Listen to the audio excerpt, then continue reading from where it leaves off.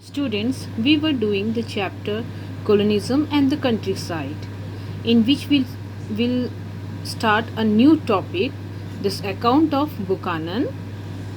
Okay, so in this video we will discuss on the account of work done by Buchanan and why it become important to read about this Francis Buchanan.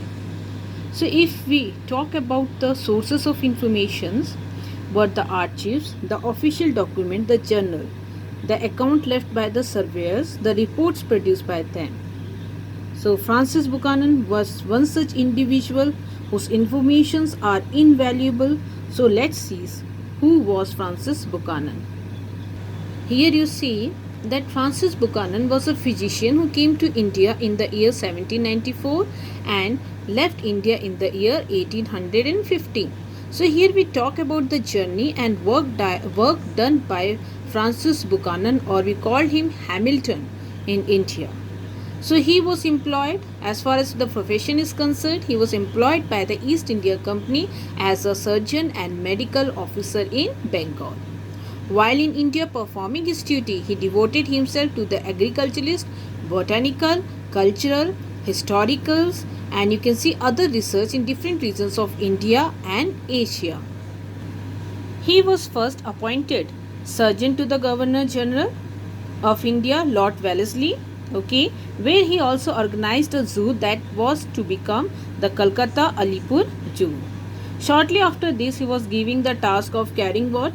Statistical survey for the East India Company in Bengal, which he worked until 1813. So he was asked to report on topography, histories, the conditions of the inhabitants, the religion, the natural protection, especially the fisheries, forest, mines and quarries, agriculture and commerce. So in 1814, Buchanan was appointed superintendent of the botanical garden in Calcutta, and then in 1815 he returned to Britain. So that was the journey of India till 1794 to 1815. You can see here that he published a journal where he published a journey from Madras through the countries of Mysore, Kannada and Malabar, as well as a description of a fish in the Brahmaputra and the history of Nepal. And you can see he was a fellow of the Royal Societies and the members of the Royal Asiatic Society. Even we read about his visit to Raj Mahal, and he gave description about the place, the topography of that region, and how the transform took place in the region of Raj Mahal. So whatever descriptions was given by Buchanan was in the favor of whom? Was in the favor of the Britishers, not or you can say the East India Company. So the description was base. That was the base for our informations. But we should not forget, while reading the reports, whatever report present by him, that he was first the employee of the East India Company. If we talk about his journey, it was not inspired by his love and desire to discover the new places or the unknown topography. He marched everywhere.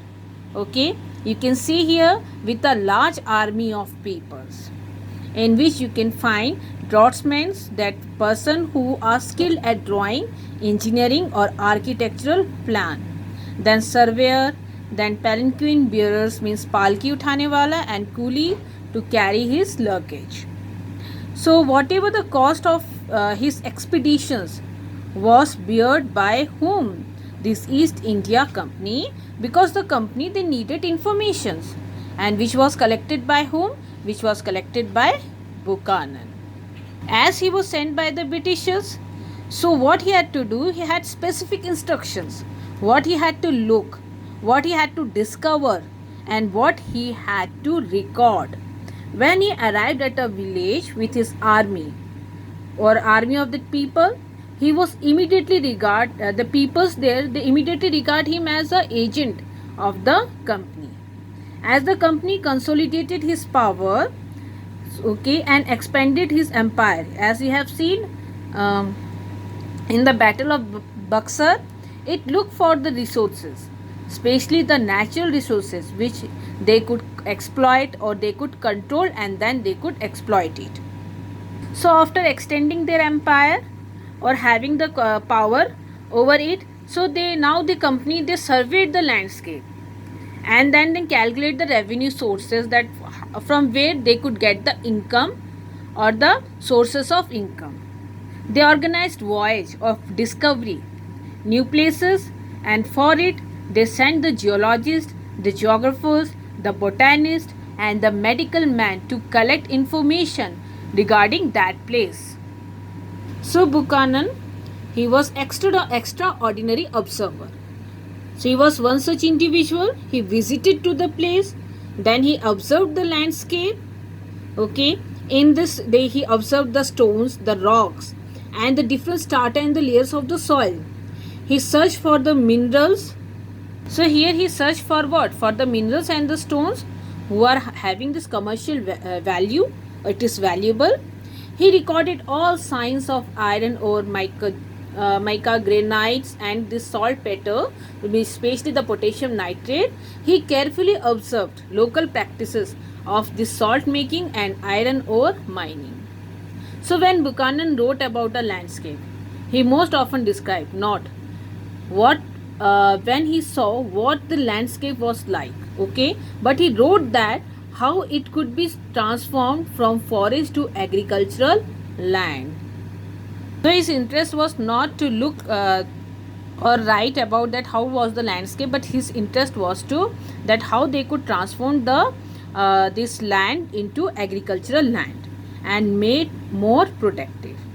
So here you can see what crops to be cultivated, which tree should be cut down, which one should grow, and we must remember that his vision and priorities were different from whom? The inhabitant or the local inhabitant. So here his vision was the company interest and the priority was to make the land cultivable. Whereas for inhabitant it was a home. They worshipped the nature and whatever they get from the nature, they survived on it. So Buchanan assessment was based on the commercial interest of the company. Okay, and modern interest, you can see Western notion of what constitute progress. So he was inevitable critical of the lifestyle of the forest dwellers and felt that the forest had to be turned into agricultural land, as we saw in the Rajmahal Hills. So some of the description of his account has been given in your book. So let's have a look in your in these sources. To the first source of Buchanan, Buchanan on this he wrote for Santal. Okay, so you can see they are very clever in clearing the land, but live meanly. Meanly here is they are talking about the life. This living standard was very low. Their huts have no fence and the walls are made up of small sticks that is placed upright. So they are close together and plastered within the clay. The huts were small and dirty and untidy. You can see the roofs are flats with little arc curved with very little curve. You can see if we talk about their roofs, they are what? They are having a very little curve. So here Buchanan he talk about the people and the way of their, or if we talk about their living standard, and it is very low as far as their house are concerned and the way they live. Then come the another source, the rock near Kaduya. Okay. So if we talk about Buchanan Journal, it is packed with observations which are being mentioned here. So you can see about a mile further, it means that on after walking at a distance of 1 mile, I came to know a low ledge of rocks. Okay, you can see here the ranges of the rocks where there is no evidence of strata. So the composition of the rock inner layer. The composition of the rock was granite with reddish feldspar. Here you can see minerals rocks made up of aluminium silicates with sodium and potassium. Then I came to another rocks that is also not stratified and consisting of a very fine grained granite with yellowish felser, and then you can see quartz and black mica. So here we talk about the observations of Buchanan, where he observed the composition and the structure of the rock, okay, of two different rock at a similar places. Then come to the another source. Here is on clearance and settle cultivation. Passing through one village in the lower Rajmahal hills, Buchanan wrote, the view of the country is exceedingly fine. Then you can find here the cultivation, especially the narrow valleys of rice winding in all the directions. The cleared land with scattered and the rocky hills are in perfection. तो Buchanan क्या देखता है कि जो ये प्रदेश है इसका दृश्य बहुत ही सुंदर है, बहुत बढ़िया है, ठीक है। यहाँ की जो कृषि भूमि है, मुख्य रूप से हम जब बात करते हैं चावल की फसलों की, तो जो वो क्या है, एक संकरी घाटी में बिखरे हुए पेड़ों के साथ साफ की गई ज़मीन है, जहाँ पे चट्टानी पहाड़ियाँ सभी अपने आप में परफेक्ट हैं. And that is wanted. Here you can see is some appearance of progress in the area and vastly extended and improved cultivation of which the country is highly suspectable. Okay, तो कमी है तो इस क्षेत्र में सिर्फ क्या प्रोग्रेस की. तो कहता है कि vast and extended and improve cultivation इसकी इस प्रदेश में क्या है, अत्यंत संवेदनशील है या आवश्यकता है. तो क्या है, you can see here this plantations of asan and palas for tussar and lac should occupy the place of woods to as great in extent as the demand will admit. जहाँ लकड़ी की जगह टसर और लाख के लिए आवश्यकता अनुसार बड़े बड़े बागान लगाए जा सकते हैं. So the remainder might be all cleared and the greater part cultivated, while what is not fit for the purpose might rear. You can see Palmyra and Mahua. तो बाकी जंगल को भी साफ किया जा सकता है और जो भाग इस प्रयोजन के लिए उपयुक्त ना हो वहाँ पे आप इसका पामीरा या फिर आप महुआ के पेड़ लगाए जा सकते हैं. So let's have a look on another source. Here is the source number 1, the jotedar of Dinajpur. So who were the Jotdar? We have read also that rich peasants were known as the Jotdar. So Buchanan describes the way in which the Jotdar of Dinajpur in North Bengal resisted being disciplined by the Jamidar undermined his power. ठीक कहते हैं कि जो landlord है ये इस वर्ग के लोगों को, specially we talk about the landlord, they do not like this class of men, but it is evident that they are absolutely necessary unless the landlord themselves would advance money to their necessitous tenantry.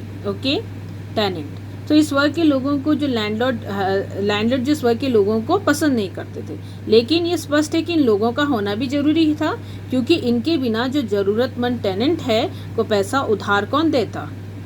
So the jotedar, you can see here, who cultivate large portions of lands are very refractory and know that the Jamidar had no power over them. They pay only a few rupees on account of the revenue and then fall in balance almost every kist and they hold more lands they were entitled to by their pota, okay, or the contract.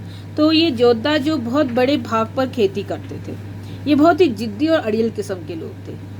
ये जानते थे कि जमींदार पर उनका कोई वश नहीं चलेगा, तो वो जो किस्त होती थी, तो टैक्स है, वो क्या करते थे, इंस्टॉलमेंट को ये बकाया रोक देते थे. हर बार उनका कुछ ना कुछ बकाया रुक जाता था.